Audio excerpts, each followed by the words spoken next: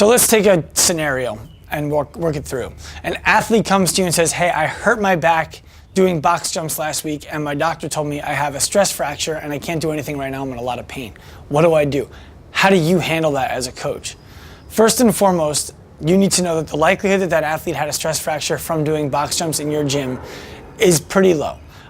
You want to be watching for someone who's landing on their heels and jamming into the ground, but even in that case, the opportunity for a stress fracture to occur in the spine from box jumps is low.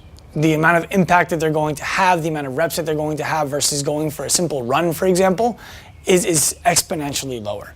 So you want to keep in mind that box jumps are not a really easy way for someone to fracture their spine. But that being said, their spine is fractured and they think that's how it happened. It's too late for you to tell them that they're wrong. That would become argumentative and you don't want to be there. You don't want to be on the opposite side of their doctor in the conversation. What you want to do is you want to address the athlete and say, hey, it really stinks that you're dealing with this injury right now. Let's start talking about things that you can and can't do and decide if being in the gym right now is right for you. Most of the time, someone with a spinal injury like that, being in the gym is just not going to be the right answer for them. They're going to need to be out of the gym for anywhere from 2 to 6 weeks waiting for that injury to heal. When they come back, you want to treat them like a new athlete. You want to treat them like someone who hasn't been there before from a here's how we do every movement perspective. Reason being, they have a new spine. It's a new midline.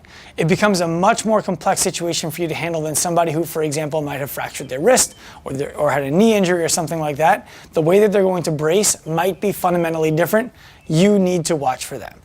When somebody has a fracture, they come back to the gym. First things first, nothing is allowed to be painful.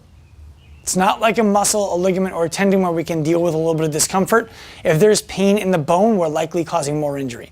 Nothing is painful, and then we start them back at scratch and we build them up nice and easy. When I say nice and easy, go back and watch any video we've ever talked about building acute and chronic load. Start at 20 to 25%, and over the course of 8 to 20 weeks, depending on how the person progresses, increase by 1.3 to 1.5 times every 4 weeks down to 2 weeks.